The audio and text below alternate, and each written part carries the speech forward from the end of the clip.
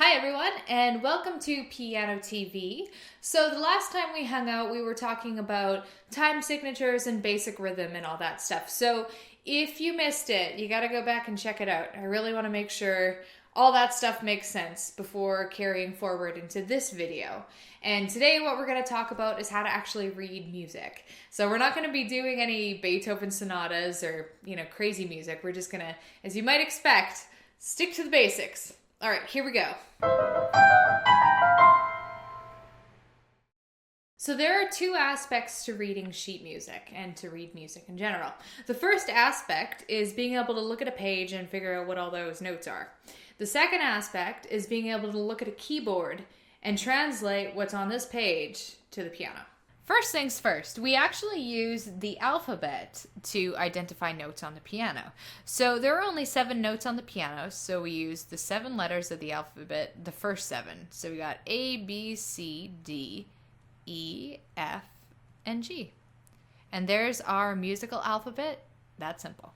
So now we have a picture of a blank keyboard. You'll notice that there are white keys and there are black keys. So these black keys kind of act as our guideposts so we know what's what with the white keys. And you'll notice that they're organized into groups of 2 and 3. And 2 and 3 and so on and so on. For the entire keyboard, they're going to be in groups of 2 and 3. So what you'll notice is that, say you pick a group of 2 black keys. If you go one white key right before to right here, you'll notice that that spot matches this spot. That's actually going to be the exact same letter using the musical alphabet. Notice how they match. They're the same note. The only difference is this one's lower and it's going to make a lower sound. This one's higher, so it's going to make a higher sound. So just for reference's sake, this is a C. And this is also a C. All right?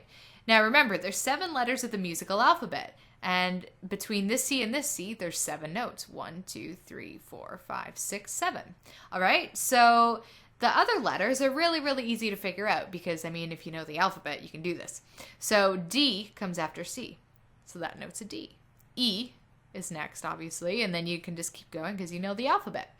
And once you get to G, you got to reset and go back to the beginning of the alphabet. There's no H or I or X or Q or anything, right? So you just go back to the beginning, you go back to A, B, and then we meet back up at our C again. See how it just all kind of flows nicely, and you can keep going forever, D, E, F, G, and then you reset to A, B, and so on. You can do that for the entire keyboard.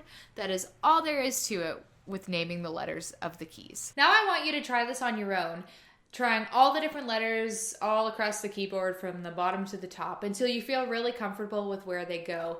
And make especially sure that you know where C is, because we're going to kind of anchor around that note specifically for the next few lessons. Now let's take a real life view of the letters here. If you have a full-size keyboard, you should be able to find 7 of each letter. But let's start with that C that we were just looking at. So remember, find a group of 2 black keys, and then right before that is our C. And I'm going to walk up the keyboard, find those 2 black keys to find our C. And notice how the tone is the same, but the sound of the notes just gets higher as we go higher up the keyboard. It's rocket science over here. So after C, our next letter is D, which would sound like this. Notice how it's in the middle of those groups of black keys.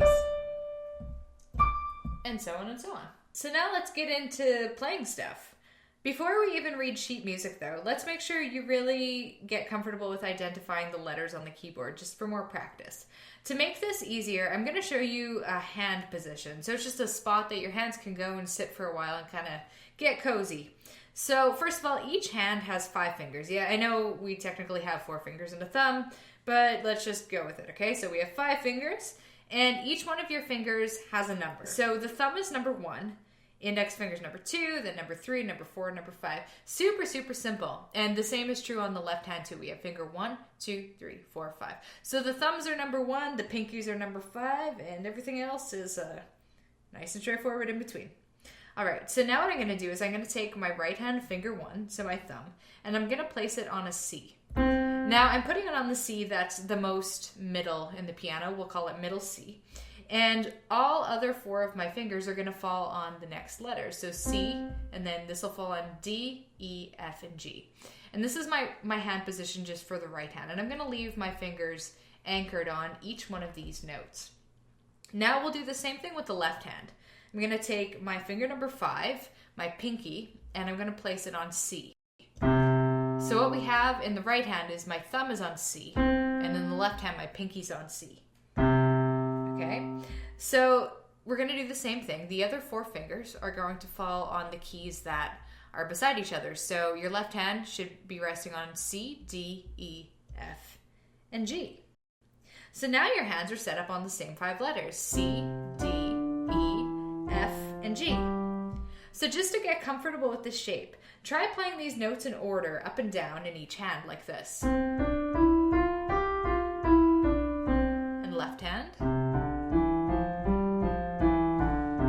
And if you're feeling up for the extra awesome challenge, try it hands together. This is tricky though.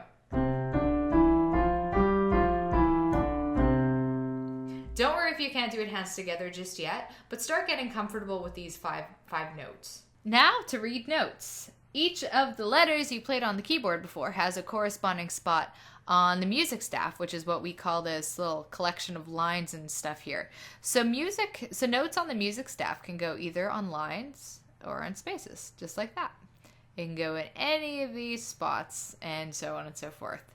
Now, before I get way too ahead of myself, I just want to point out what these symbols are. So this one up here and this one up here, they're very important. The top one, I'll tell you what they're called first. The top one is called the treble clef, and the bottom one is called the bass clef. If you know anything about the words treble and bass, you'll know that bass is usually, a lower sound and treble is usually a higher sound. So how this relates to piano is when you have the treble clef, it usually means to play with your right hand because your right hand has access to the higher sounds. And then bass clef would usually mean to play with your left hand because your left hand has access to the low sounds. So for simplicity's sake, this top symbol usually means the right hand and this bottom one means the left hand. All right, so remember when we found middle C on the keyboard? Now we are going to find middle C on the music staff. Okay, so that is what middle C looks like in the treble clef. And in the bass clef, middle C looks like that. So the first thing you'll probably notice is that it looks exactly the same. This one is sitting at the bottom of those 5 lines and this one's sitting at the top of those 5 lines. The reason they look the same is because they are the same. Now, it's middle C. It's called that because it's the C that's in the middle of the keyboard, but it's also called middle C because it's the note that is in the very middle of the music staff. So it's kind of a handy little tidbit there. And from there, we can just draw notes going up in the right hand. If you have a C there, what's the next letter? It's a D. So here we have C. It's kind of sitting on the line. So our next note is going to be on a space. Because when you move by step, so say you go from C to D to E, so on and so forth, just by steps, one note at a time, it's always going to move from a line to a space to a line to a space, and so on. So we have C on our line to D on our space. Next letter is E on the line, F on the space, G on the line, and you could honestly just keep going and going and going, but we're going to just stop there with those 5 notes. We are going to go on a little bit more of a journey with the left hand though, because what I want to do, so I want to get from this top C and work backwards all the way until we get to the next lowest C, okay? I'll just erase that little thingy there. All right, so this is going to be a little bit more of a brain workout because we got to think of the alphabet backwards, okay? So here you have a C. If you move backwards a step from C, what letter is that? It's a B. And if you go backwards from B, you get an A. And then backwards from A, this one's a little more difficult. You got to reset to the end of the alphabet. You go from A to a G. And then from a G to an F to an E to a D. And finally, we have achieved our C. So that's all there is to reading and identifying notes. It's simple in theory. It's more complicated in practice just because it takes time to kind of memorize where everything goes. All right, so you remember the hand position we tried earlier? This is what it looks like on paper. So you have the same 5 notes, C, D, F, G in the left hand, C, D, E, F, G in the right hand, and this is what those letters you played translate onto the music staff. So there's a PDF at the end of this video that you can check out called Note Naming Practice. And I want you to do that just to practice identifying where these notes go when they're kind of mixed up in a random order. And remember, like I mentioned earlier, this is always going to be a C. That's where C belongs. There's never going to be an A. There's never going to be a B. That is always a C. And same goes for all these other notes. These are their spots. They're designated little areas. Now, one trap that many people fall into that I want you to watch out for is the left hand, the bass clef C, is on the second space, okay? Now, the second space of the treble clef, right here, is not a C. This is very, very important to remember that they're not parallel to each other. Because what letter comes after G? It's an A, right? So remember, the music staff, the grand staff links up with middle C, okay? And from there, the notes go either up C, D, E, F, G, or backwards C, B, A, G, F, so on and so forth. It's more like a mirror image.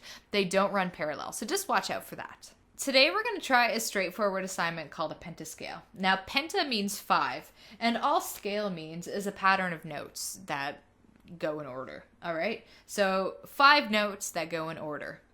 Notice how this first set of notes are all on the treble clef lines. That means all of these notes are played with the right hand. And you see how kind of the left hand's little home is all empty? So nothing's happening in the left hand for this part of the exercise. It's all going to be in the right hand. And also notice this number 1.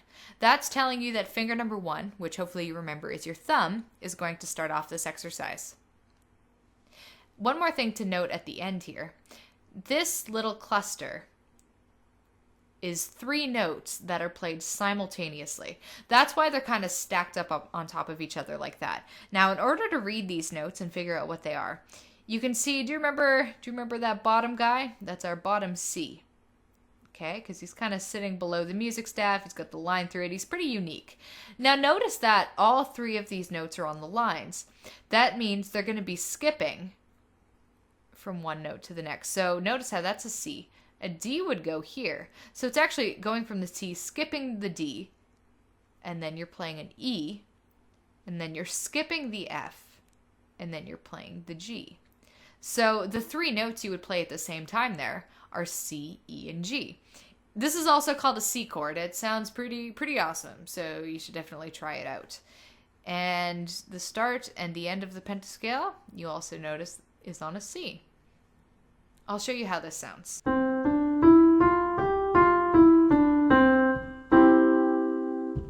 The next set of notes is in the bass clef. So that means that all of these notes are going to be played in the left hand, unlike the first example. And it follows the same pattern. The notes go up, the notes go down, and then we got this happy little cluster of notes played all at the same time at the end. Now, do you remember from before what this note is down here? It is da da da da.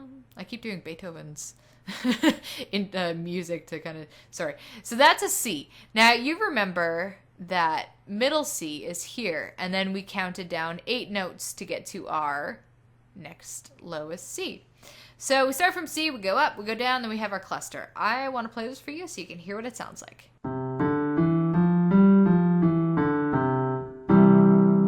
This final set of notes is just a little bit different. So the pattern is still the same. The notes go up, they go down, and then you've got this little cluster at the end. But what's different is that the right hand and the left hand are kind of both seeing some action here. So neither hand is just hanging out waiting. They're both playing at the same time. And how we know that the notes are happening at the same time is see how they're kind of stacked up one on top of each other? That means that they're happening at the same time. Kind of like with this cluster, how you would play the C, the E, and the G all simultaneously. You'll do the same with the right hand and the left hand here, from these notes to these notes to these notes, and so on. So remember that this note is middle C, and this note in the bass clef is the next lowest C. That means your right hand and your left hand play Cs at the same time. And then when you move on to the next note, you would play Ds at the same time, and so on for the duration of the piece, which I will show you what that sounds like.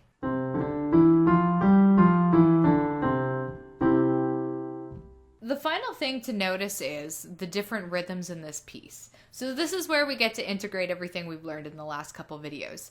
You'll notice the first several notes are all quarter notes, which means they get one beat. That's why when we play this, it gets a nice, steady, even rhythm in the beginning. And then at the end of each phrase, you have half notes, which get 2 beats each. So really make sure that you're holding these notes for the full value of 2 beats and no more. You want to keep it nice and steady and always be observing the rhythm when you play, just to get into good habits. Another thing to look at that I kind of briefly mentioned is the numbers that go before the notes. Now here we have number 1, which as you remember means finger number 1, which means your thumb. So your right hand would start on your thumb. So pay attention to those finger numbers. Finally, we didn't really talk about this, but there's a word called legato. And legato means to play smooth. And you got these big swoopy lines, and that means the same thing. These swoopy lines are called slurs, not swoopy lines, and they mean to play smooth. So all that means, we'll talk about it briefly. Playing smooth just means that the notes are connected. The sound isn't detached. So when you're playing da da da da dum, one sound is going to move into the next. Where it's not smooth would sound like this. Da da da da da. There would be a break, there would be a space in between the sound. So you want to make sure there's no gap in between the sound of your notes when you play. Keep it nice and smooth. And that's all that means. So that was a lot of stuff, I know. You will find links below to 2 PDFs. So the first PDF is going to be the pentascale that we were just doing. And the other one is the one I mentioned before with just practice reading the notes. And honestly, the more you can practice note reading, the better off you'll be. So get really comfortable with this information before moving on forward to the next thing. Because as we know, every amazing skyscraper needs a sturdy foundation. All right, thanks for watching. If you want to keep up to date with new videos and stuff, subscribe to this channel and check out the website pianotv.net. Thank you so much. I will see you later. Adios. Gotta floof my hair. Floof, floof, floof.